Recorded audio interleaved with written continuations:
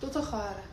این نکته رو میگم که عزیزانی که تو سالن‌های زیبایی دارین کار میکنین، ایشون الان اینجاست، تو سالن‌های زیبایی دارین کار میکنین، باید حتما آموزش کمک‌های اولیه، آموزش دستیار پزشکی اینا رو ببینید، چون مراجعه کننده‌هایی هستن که از لحاظ جسمی ممکنه بدنشون نکشه حتی به یک درد کوچیک.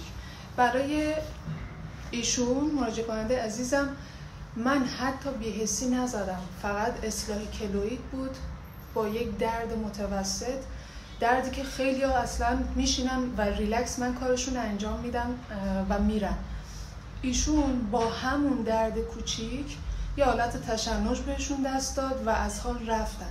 حالا شما تصور کنید این شرایط رو توی سالن‌های زیبایی داشته باشید. پس حواستون باشه اگر تو سالن‌های زیبایی فعالیت میکنید یا حتی اگر در کلینیک هستید، جایی باشید که افراد مجرب کنارتون باشن یا اینکه حتما خودتون آموزش دیده باشید تا بلد باشید اون شرایط حالا سختی که پیش میاد رو بتونید مدیریت بکنید و حال مراجعه کننده رو اوکی بکنید و دوباره به شرایط عادیش برگرده.